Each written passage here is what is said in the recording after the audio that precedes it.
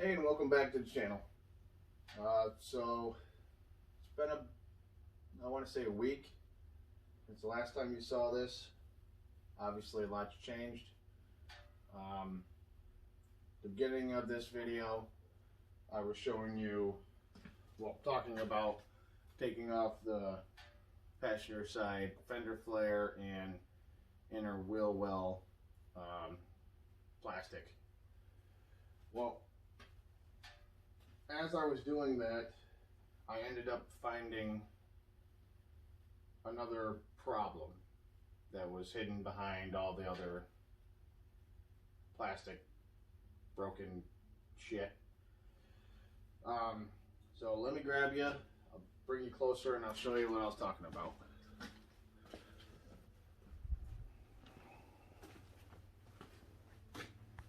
No, Jesus Christ. Okay, so that's just the coolant I drained out of the radiator, but do you see something wrong? Alright, let me get you underneath. Oh, get too old for this shit. Oh. Okay, nope, not until I find you. Now, do you see something wrong?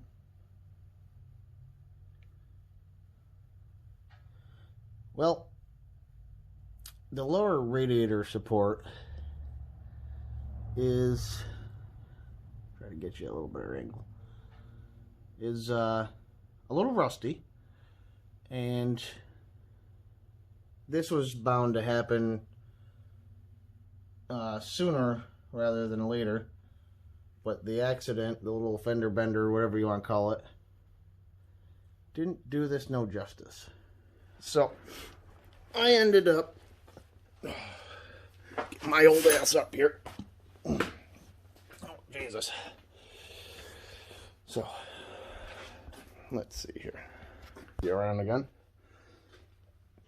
Alright, so I ended up taking front grille off, front grille support, bumper cover,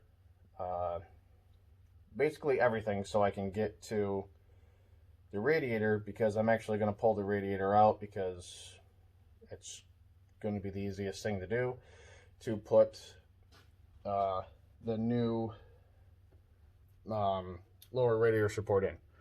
So back around. Alright, so the radiator support starts from up here, both sides. As you can see, I was already starting to mess with this one, but they're spot welded in to the inside of the fender. They go down, down, Georgia Brown, wherever that song goes. Right, yeah, right there. So comes across from the fender down, top of the radiator, bolts right there, and the bottom half of it goes to this bracket that's welded and mated to the frame. And then it goes around over to this side. Get you facing right side up, and goes to this, and then back up, obviously, to, oh, I'm just all over the place again, to this side, and then the top radiator support gets put in.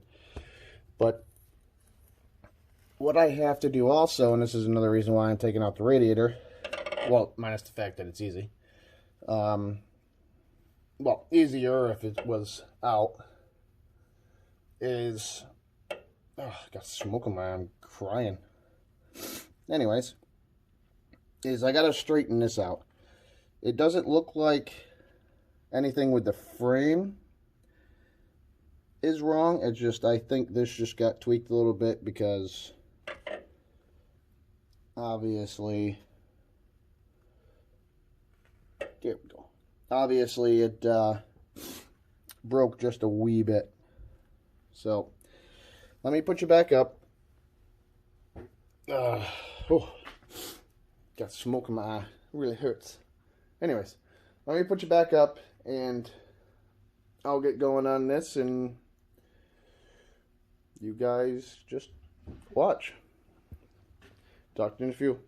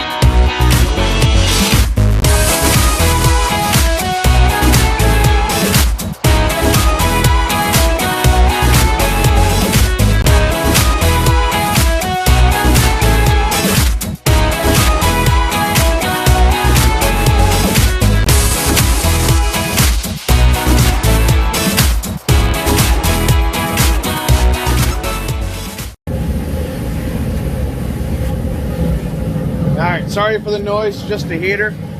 But what I'm going to be doing now, and you're not really going to see, is I'm taking off the lower radiator hose so I can pull that out. And then I can start going on that lower radiator support. Come on.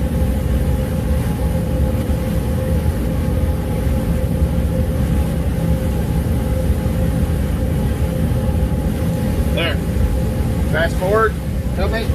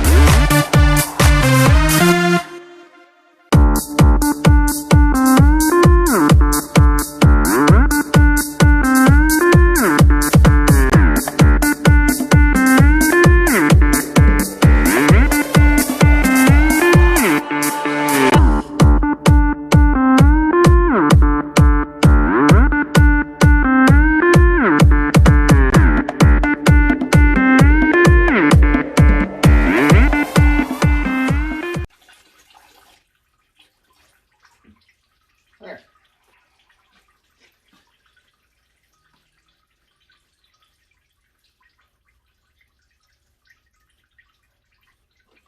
Oh, Jesus. Dumping all over the place. I was just checking to see if the fins were bent or if anything else was bent on this. Because the lower radiator support rides right on this. And this is kind of bent a little bit. Oh, let's see here. It's kind of critiqued. And these fins are kind of squished. But it's not leaking. Oh, that's dirty.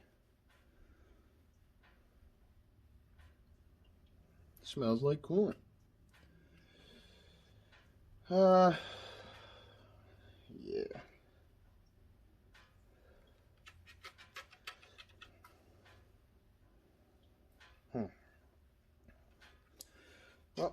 like I said, I don't see nothing, so I'll just blow her out. And that should be it. Plus, I drove this vehicle here, and it was like an hour and 15 minutes I drove it.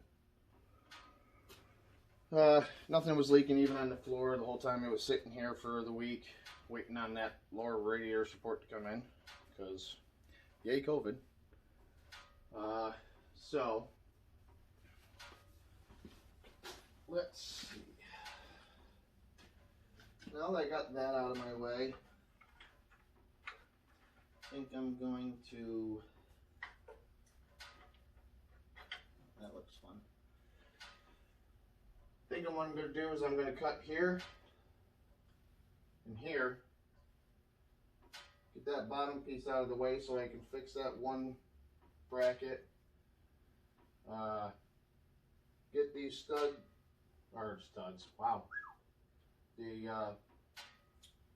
plug welds or spot welds drilled out, get them off and out of the way, and I will bring you guys back when I am done.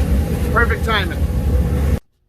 Hey, and welcome back, guys. So I got that lower radiator support out. Putting it back in, well, putting the new one back in is going to be interesting. So let me show you what I'm working with. So I used my air chisel instead of drilling them out. That was quicker. So I broke the welds on them. What I'm thinking is, oh, there we go, that's better. What I'm thinking I'm gonna have to do to get that pretty new one in is the fuse block and the battery in this tray all need to come out, so I can basically, I'll show you with this, it's easier. I'll have the room here to put in the lower radiator support, aim down the bottom, because that side I have plenty of room on, aim down the bottom. Both these pads will be on the inner fender. Yeah, the inner fender. It widens back there and there on both sides. So I'm thinking if I can get it pushed in, sink the bottom down, get them to go in the perches or bracketry, whatever way you want to call it, and that'll be that. Like it will probably, most likely, guaranteedly, it's going to be a pain in the cock. But I talked to the customer, and I was right here, and that's where the thermostat is. So I have all this open. He wants me to change the oil, put some fresh spark plugs in it, and I also asked him, because he recently had a new water pump put on, asked him if the thermostat was also replaced too. He said the garage didn't tell him. So I'm taking it apart to take a look at it and see how old it is. If you ever come across this, and now if I can put you somewhere where you can see. Here, I'll do this. Turn you on. There we go. We can see a little better. And let me put you down around, whoop. If you ever come across a bolt that does not want to come out or is fighting you to come out, don't yarn on it all the time.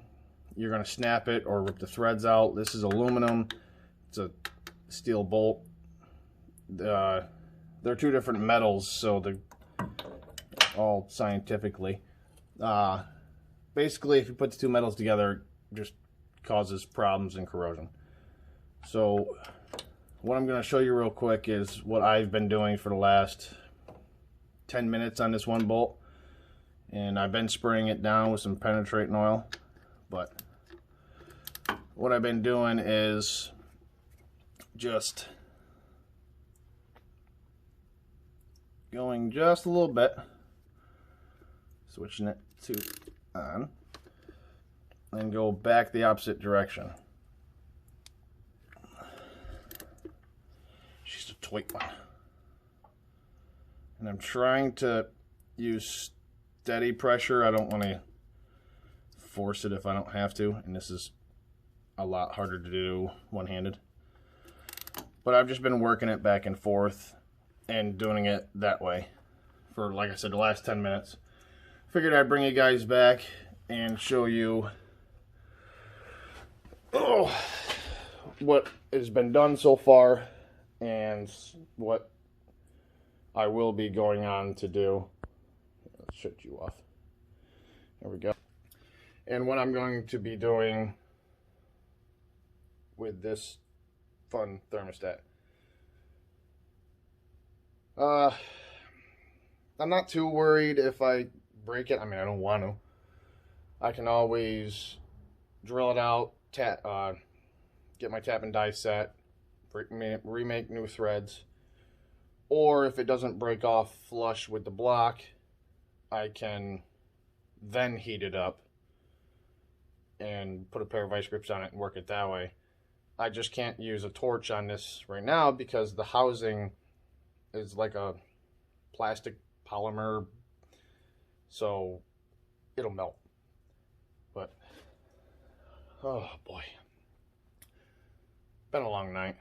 Been at this since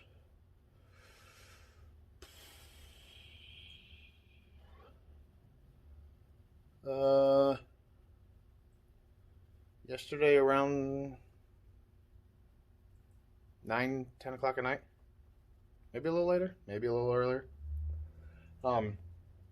Anyways, let me get back to this. I'll bring you guys back when I have it out, and we'll take a look at the thermostat together and see what's up with it. If it looks original or if it looks relatively new. I'm going with, if this has been replaced, then somebody could have possibly cross-threaded that bottom bolt on the housing. I hope not, but that's a very good possibility. I'm thinking it's more so of just